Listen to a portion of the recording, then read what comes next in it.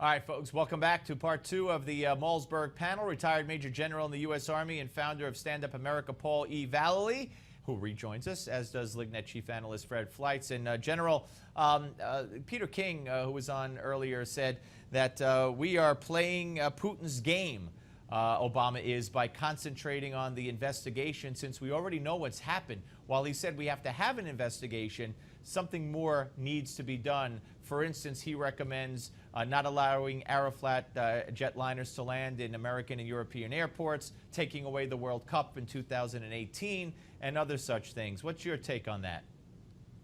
Well, I think we are playing Putin's game. He's firmly in charge. He has got his plan. He knows how to execute it. And, of course, he knows how to play the Western countries, the NATO countries, as well as the United States now. So he's going to do what he wants to, and he's going to completely control this situation because we don't seem to have any kind of a strategy to deal with it. Well, what should we be doing right now, do you believe? I mean, the European allies certainly haven't been cooperative in any way, shape, or form, even with the limited sanctions that the president has put on targeted individuals prior to the airline incident.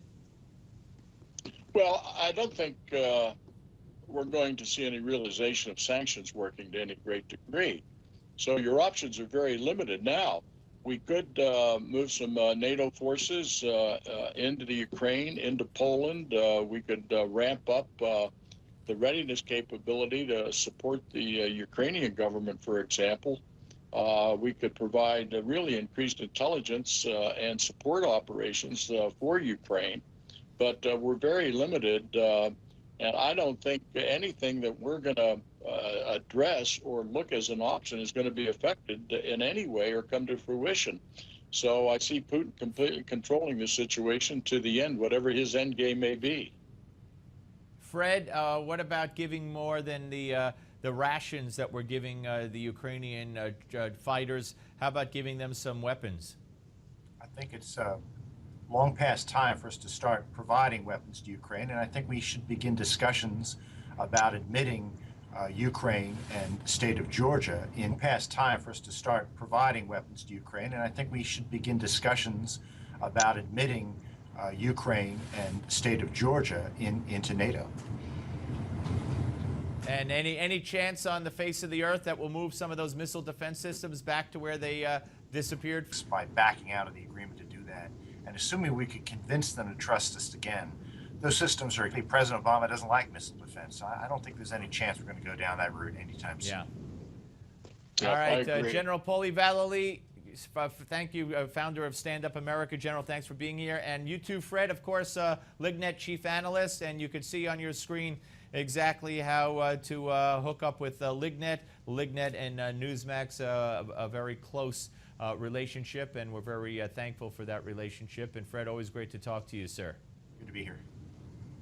All right, thank you both. All right, folks, very pressing issues, certainly, and we'll see where it all takes us. Predictions that Putin's calling the shots, and will eventually call the end game shot.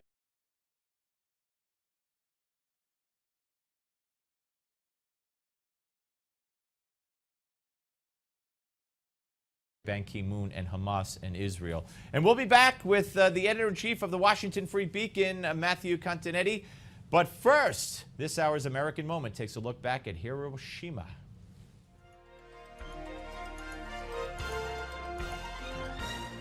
"4 years, 8 months, and 1 day after the Japanese surprise attack on Pearl Harbor, marking America's entrance into World War II, a B-29 bomber nicknamed the Enola Gay dropped the world's first atomic weapon. The date was August 6th, 1945. In a split second, the world had entered the nuclear age. Captain Paul Tibbets Jr., in command of the Enola Gay, gave a first-hand account of the events for reporters back home. Well, as the bomb left the airplane, we took over manual control, made an extremely steep turn to try and put as much distance between ourselves and the explosion as possible. With the Japanese refusing to surrender, and Allied intelligence determining that a land invasion of their homeland could result in 1 million Allied casualties, while killing many more Japanese, President Truman ordered the first atomic bomb be dropped on Hiroshima. Dubbed Little Boy, the device exploded 1,900 feet above the awakening Japanese city of Hiroshima, instantly reducing 68,000 of the city's buildings to rubble and annihilating some 80,000 plus people. Despite the devastation, the Empire of Japan again refused to surrender. Consequently, 3 days later, on the 9th, a second atomic weapon was dropped on the city of Nagasaki, with the same devastating results. Still, the Japanese refused to surrender. So a third atomic bomb was being prepared to be dropped on Tokyo itself. On the 15th of August, 1945, the Emperor of Japan had announced the unconditional surrender of his nation. The greatest war known to man was finally over. For Newsmax TV, I'm Bill Curtis, and this is an American Moment.